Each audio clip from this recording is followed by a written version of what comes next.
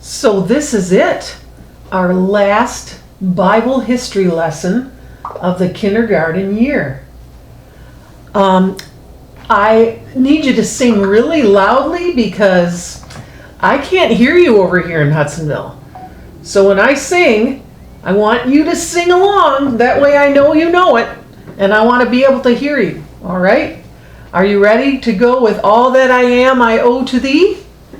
All that I am, I owe to thee.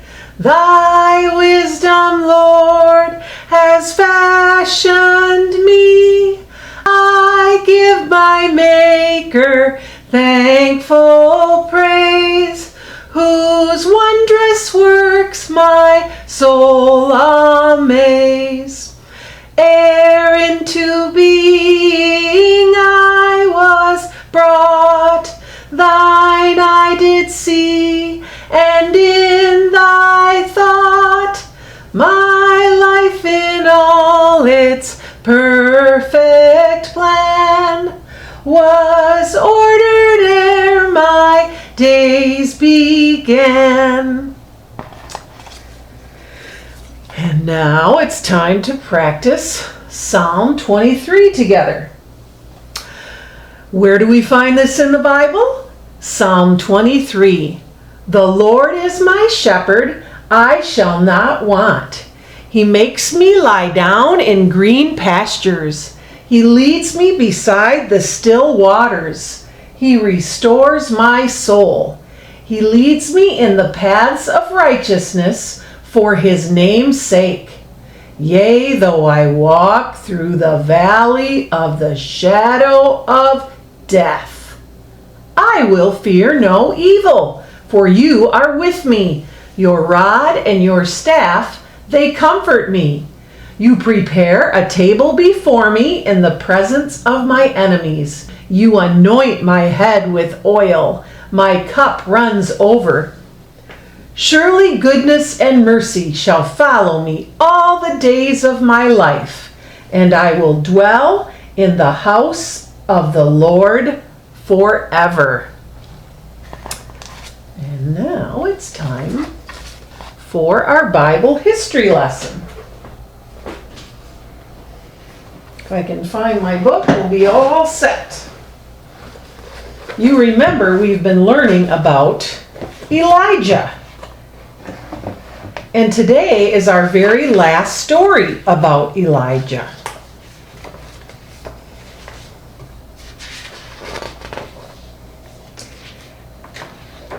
And Elijah was a prophet during Israel's history when they were worshiping idols. Remember King Ahab and his wicked wife Jezebel were the rulers in Israel, and they had led the people to worship Baal instead of the one true God. So Elijah was the one that was teaching the Israelites the way to worship the true God. We also remember that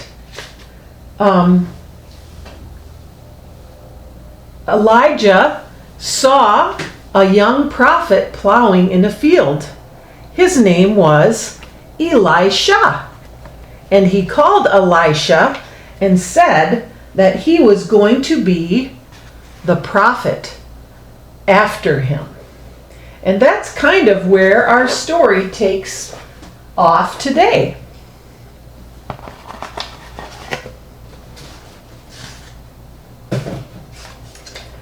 Elijah, the prophet of God, was an old man.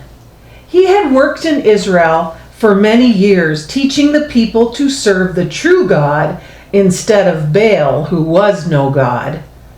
Elijah had many troubles, but God always took care of him. When he was too old to work alone, God gave him a young man to help him. Elisha was his helper. Elisha went everywhere with Elijah. Someday Elisha would have to be the prophet instead of Elijah, So he watched his master very closely, and he followed him wherever he went.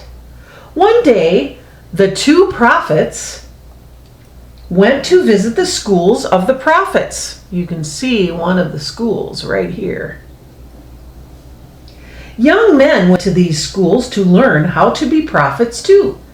Elijah and Elisha went from one school to another. Perhaps Elijah had one more message for these students before he went home to live with God.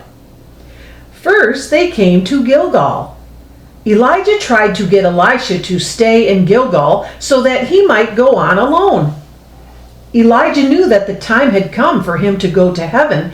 He wanted to be alone with God, so he said to Elisha, "Elisha, you stay here while I go to Bethel." But Elisha knew that Elijah was going to heaven, and he did not want to leave his master. So the two men went on to Bethel. As they came to Bethel, the young student said to Elisha, "Do you know that God is going to take away your master today?" "Yes, I know it," Elisha answered, "but don't talk about it." At Bethel, Elijah tried to go on his own again. Once more, Elisha would not leave his master's side, so they continued on to Jericho. As soon as the young men from the school at Jericho saw Elisha, let's see, do I have that school?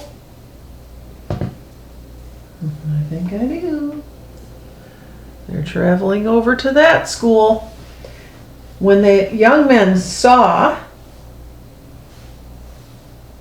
Elisha, they said, "Do you know that the Lord is going to take away your master today?"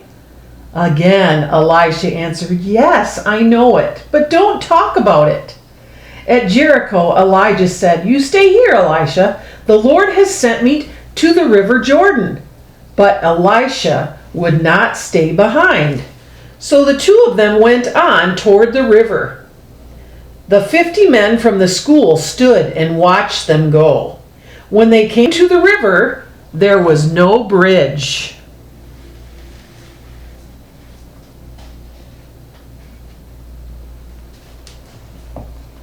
The water was deep.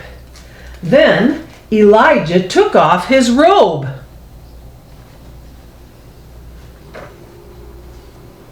He wrapped it together and he hit the water with his robe.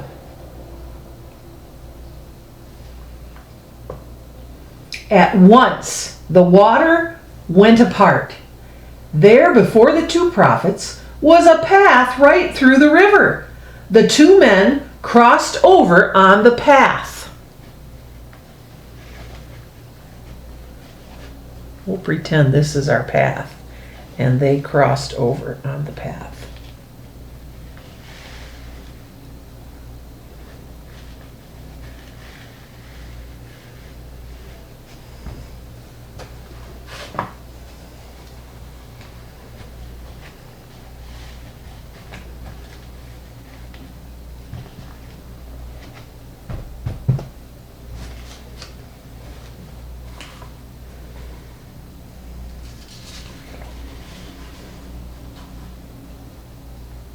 When they reached the other side, Elijah said, "I am going to leave you now. Ask me what you would like to have me do for you before I am taken away."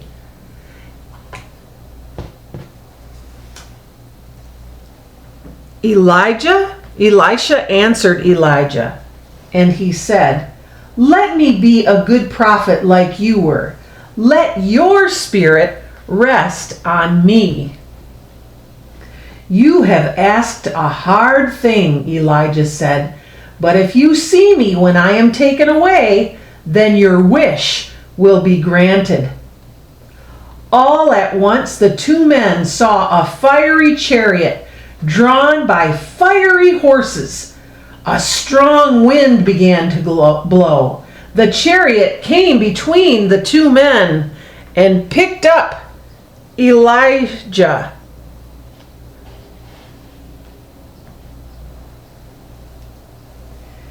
and Elijah went up by a whirlwind.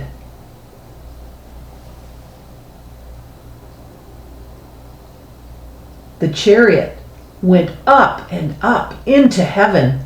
Elisha saw him go. He cried out, my father, the chariot of Israel and the horsemen thereof." Soon Elijah was gone. Elisha could see him no longer. Elisha stood up. He tore his robe into 2 pieces. Then he picked up Elijah's robe, which had fallen from him, and Elisha went back to the river Jordan. As he stood at the river's edge, he took Elijah's robe and hit the water with it, just as Elijah had done. And the dry path came again, and Elisha crossed over to the other side. So now, Elisha is our prophet in Israel. And he had Elijah's robe. And he had a double portion of the Spirit of the Lord on him. So you can keep reading in 2 Kings to find out some of the amazing miracles that God did using Elisha. And there are stories about boys and girls and mamas. So if you want to read those sometime, maybe at lunch, after you eat lunch, you can read a Bible story together. One of the first stories is found in 2 Kings 4. So you can check that out.